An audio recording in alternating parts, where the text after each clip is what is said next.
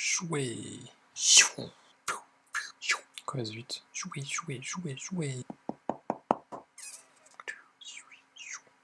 Aujourd'hui, je vous montre des jeux pour vous améliorer en retouche. Comme ça, vous pouvez même améliorer vos retouches dans le train, dans le bus, peut-être pas en voiture, aux toilettes, en mangeant, plus ou moins. Enfin bref, on faisant pas mal de choses en vrai. Et en plus, c'est fun. Même si j'ai pas une tête qui est fun.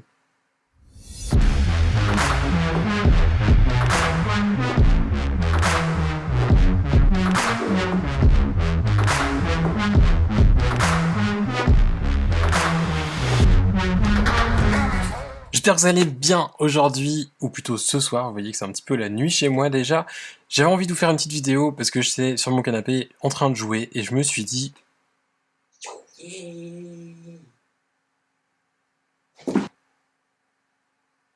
Pourquoi pas en faire profiter tout le monde, parce que pour une fois qu'il y a des jeux qui sont utiles, qui peuvent permettre de s'améliorer, donc de travailler en s'amusant, on va partager. Du coup, il y en a 3 que je vais vous montrer, enfin plutôt 2, le 3e vous le connaissez déjà tous, c'est pas vraiment un jeu, mais il a quand même sa place dans cette vidéo je pense. Le tout premier jeu, je pense que c'est le plus important de tous pour des gens qui débutent avec Photoshop. Peut-être que certains qui sont plus avancés l'ont déjà vu, ça fait un moment qu'il existe, c'est Bezier Game. Bezier, c'est en fait tout simplement l'outil Plume. C'est un outil, ou plutôt un jeu, que vous allez retrouver sur internet. Vous pourrez le retrouver à l'adresse qui s'affiche en haut à gauche, donc bezier.méthode.ac, c'est une URL un petit peu particulière, et du moment où vous l'avez chargé, vous arrivez sur la page où c'est indiqué donc au sommet les contrôles que vous avez à disposition. Vous pouvez revenir en arrière, ensuite vous avez le redo, donc revenir à l'étape suivante pour revenir à 0. Ensuite, il y a les outils comme on a dans Photoshop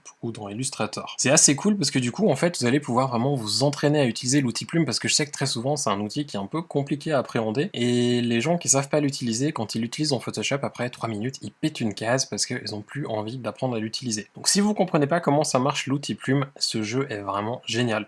Vous allez tout simplement travailler comme avec l'outil Plume, mais pour faire des tracés qui sont prédéfinis par le jeu. Vous n'allez rien gagner si vous réussissez, juste le fait que vous pouvez vous améliorer, et puis bon, bah ça passe le temps, donc si vous avez rien à faire, ça peut être assez drôle. Vous voyez ici que ça vous dit aussi par exemple Shift, donc appuyez sur majuscule pour faire des lignes droites par exemple, donc si on clique, clac, ça vient sur l'autre. Là on voit que après il faut faire un rond. Alors c'est pas très compliqué parce que les premiers niveaux, bah du coup, vous avez déjà les petits dessins de où vous devez cliquer et comment vous devez faire, donc normalement ça devrait le faire.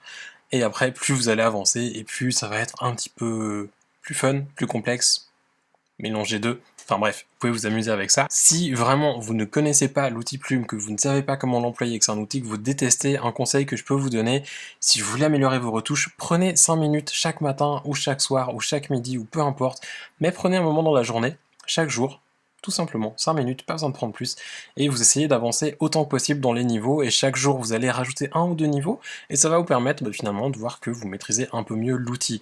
Quand vous allez vous retrouver dans Photoshop, vous aurez peut-être pas les mêmes dessins, mais si un jour vous avez un rond à détourer, bah, là vous avez fait un rond, maintenant vous savez comment il faut faire. Si vous avez un truc comme là, par exemple un cœur, ça pourrait être peut-être des fesses ou une poitrine, ou un morceau de visage, un nez ou autre chose, ou une bouche qui pourrait éventuellement reprendre certaines formes du cœur, eh bien vous allez vous retrouver avec quelque chose que vous savez déjà faire parce que vous l'avez déjà fait ici. Et comme ça vous donne justement les points où il faut cliquer, c'est ça qui est hyper intéressant parce que vous arrivez à le refaire sans problème. On passe au deuxième jeu et c'est mon préféré, c'est celui qui a fait que je me suis dit je vais leur faire cette vidéo, même si c'est super court comme vidéo, je vais quand même leur montrer. C'est un jeu qui s'appelle I Love You Too, mais avec un jeu de mots. Le You s'écrit teinte en anglais H-U-E au lieu de U-Y-O-U. Et oui, ils sont drôles. Le jeu, vous allez le retrouver sur mobile, pas sur votre ordinateur. Je l'ai pas trouvé en tout cas sur l'ordinateur. Vous le trouvez sauf erreur pour iOS comme pour Android. Il marche aussi sur iPad, donc ceux qui ont envie de jouer sur leur iPad peuvent le faire. C'est un jeu qui se présente sous cette forme, c'est en fait des espèces de grilles avec des petits, je sais pas comment on peut appeler ça, mais une espèce de mosaïque que vous allez devoir réordonner dans un ordre logique. Ça va être un petit peu bizarre comme ça, mais quand vous allez le faire la première fois, vous allez comprendre, c'est assez facile. Je vous mettrai un petit exemple par ici. Ce qui est cool, c'est que le jeu est gratuit. Alors si vous voulez plus avoir de pub, parce que dans la version gratuite, il y a de la pub partout, à la fin du niveau, vous allez avoir une petite pub qui va durer un petit moment avant de pouvoir passer au niveau suivant, mais si vous payez, vous avez plus ces pubs. Si c'est juste pour vous amuser un petit peu chaque jour, comme le jeu du Bézier, on peut tout simplement laisser la pub, je pense que ça sera pas un gros souci, un gros dérangement. Comme le jeu du Bézier, je peux que vous conseiller d'essayer de vous amuser un petit peu chaque jour avec, prenez 2, 3, 4, 5 minutes, ou dites-vous que vous passez un certain nombre de niveaux chaque jour, parce que là il y a pas mal de niveaux, et comme ça vous pouvez un petit peu avancer avec des niveaux différents, comme ça vous permettra d'améliorer un petit peu votre vision des couleurs. Je m'amuse avec depuis quelques jours, et je dois avouer que je trouve ça assez fun, et en plus de ça, ça vous donne aussi le nombre de mouvements que vous faites par rapport à la moyenne mondiale, donc la moyenne des joueurs qui ont ce jeu installé, qui jouent avec, et aussi le nombre minimum de mouvements possibles pour le niveau, comme ça vous pouvez essayer vraiment d'arriver au minimum, ce qui veut dire que vous arrivez à bien voir les couleurs, que vous n'avez pas besoin de réfléchir 40 fois, et de mettre les couleurs les unes à côté des autres pour vraiment arriver à avoir une bonne perception des couleurs, et ça, pour de la retouche, je pense que c'est quelque chose qui est plutôt intéressant et nécessaire. Le dernier truc, c'est pas vraiment un jeu, j'ai un petit peu joué sur les mots, mais quand même, je pense que il a sa place ici. C'est tout simplement du coloriage. Alors là, je sais qu'il y a des gens qui sont en train de cliquer sur fermer la vidéo, qui sont en train de m'insulter dans les commentaires, qui vont mettre un pouce vers le bas, qui vont brûler leur maison, qui vont, je sais pas, qui vont arrêter la photo peut-être, désolé. Mais en fait, pour moi, le coloriage, je pense d'ailleurs que j'en ai déjà parlé dans d'autres vidéos, autant du coloriage que du dessin, si vous voulez vraiment améliorer votre niveau en retouche, c'est important de vous entraîner, de dessiner de temps en temps. Pas besoin de dessiner 40 heures par jour, mais tout simplement essayer de dessiner un petit truc, même si c'est une connerie, essayer de faire un petit peu de coloriage. Ça peut être aussi débile que de remplir une licorne en un certain temps limite. Par exemple, là, je m'étais dit, je vais faire ça, je me donne 45 secondes, il faut que j'arrive à faire le maximum de coloriage sur ce dessin. Comme ça, je sais aussi que j'ai un petit peu une limite de temps qui est fixée. Je me mets donc sur mon téléphone, un truc qui sonne après 45 secondes. Hop, quand ça sonnait, je pose mon stylet et je regarde ce que j'ai fait. Ce qui est chouette en faisant un petit peu de coloriage ou un petit peu de dessin, vous pouvez faire n'importe quoi comme sorte de dessin, que ce soit du coloriage, que ce soit un autre type de dessin, peu importe ce que vous voulez faire. Le coloriage a un avantage, c'est que par exemple si vous faites du dodge and burn pour de la correction, ça vous entraînera à pas dépasser de certaines zones.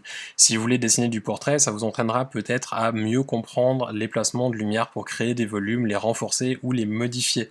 Mais vous pouvez aussi faire ça en faisant du coloriage, en vous entraînant justement à donner du relief à des dessins et pas juste mettre des couleurs, des aplats de couleurs. Un conseil que je peux vous donner, surtout si vous n'avez pas l'habitude de la tablette graphique, c'est de dessiner sur votre ordinateur, sur une tablette graphique. C'est très cool de dessiner sur du papier, ça vous aidera aussi, mais si vous avez de la peine à travailler avec votre tablette graphique et que vous voulez vraiment être aussi habile et aussi rapide que possible sur votre ordinateur, pensez à dessiner dans Photoshop avec les pinceaux que vous utilisez pour travailler vos photos quand vous les retouchez et avec le stylet comme vous travaillez d'habitude. Ça vous permettra de mieux comprendre comment les pinceaux marchent aussi, par exemple la pression et la sensibilité du stylet par rapport à l'opacité, par rapport au flux, par rapport à l'épaisseur aussi. Vous allez voir que la sensibilité pour la largeur du trait, c'est très intéressant de la comprendre, et la dureté aussi, parce que si vous travaillez toujours avec un pinceau très doux, pour faire du coloriage, vous allez être vachement embêté et vous allez être aussi super lent. Je reviendrai certainement un jour sur les détails du dodge and burn, des différents pinceaux qui sont intéressants à utiliser pour faire du dodge and burn, parce qu'il y en a plusieurs qu'on peut utiliser pour des raisons différentes. On peut aussi simplement ajuster les réglages d'un pinceau, mais c'est important de comprendre aussi les nuances par rapport à l'utilisation du pinceau quand on fait du dodge and burn pour avoir un résultat aussi clean que possible. On reviendra donc là-dessus un autre jour. Aujourd'hui, mon but c'était plus de vous présenter rapidement 2-3 petites astuces, 2-3 petits trucs vraiment simples quand vous avez du temps et que vous voulez vous distraire un peu, vous décontracter. Moi, la retouche, en fait, c'est comme la photo, je les compare un petit peu à un sport, c'est qu'il faut s'entraîner régulièrement pour atteindre un bon niveau. Il faut aussi savoir faire des pauses de temps en temps. Surtout, ça doit rester fun, parce que si c'est pas fun, ça sert pas à grand chose d'en faire. Et dernière petite astuce avant qu'on se quitte, parce que j'ai parlé du coloriage et je remarque en fait, je sens venir une question de certains, mais du coup, je trouve où des motifs pour faire des coloriages, parce que moi je sais pas forcément faire des contours. Alors vous allez sur un navigateur, vous tapez google.com ou .fr ou .ch ou .be ou ce que vous voulez, et vous tapez tout simplement coloriage. Ensuite vous allez sur images et vous récupérez l'image de votre choix et vous amusez avec. Et si vous êtes bilingue, vous tapez coloring. Oh, on a plein de choses. Et du coup, vous pouvez vous amuser avec ça. Je sais pas si c'était la vidéo la plus éducative que j'ai faite sur cette chaîne, mais je pense qu'elle sera quand même intéressante. En tout cas, j'espère que vous l'aurez prise au sérieux, même si je l'ai fait assez rapidement. Parce que vraiment, si je vous présente ces trucs, oui, c'est un petit peu des conneries en soi, c'est des jeux, c'est des trucs pour s'amuser, mais vraiment, ils vous aideront. Avant de partir, n'oubliez pas le petit pouce qui va bien juste là en dessous, le bouton s'abonner aussi si vous n'êtes pas encore abonné, la cloche aussi, sinon vous ne serez pas notifié des prochaines vidéos d'ailleurs qui vont sortir et qui seront cool. Et puis en attendant qu'elles arrivent, moi je vous souhaite de passer une belle soirée, une belle nuit, une bonne journée, une bonne matinée. À bientôt. Ciao!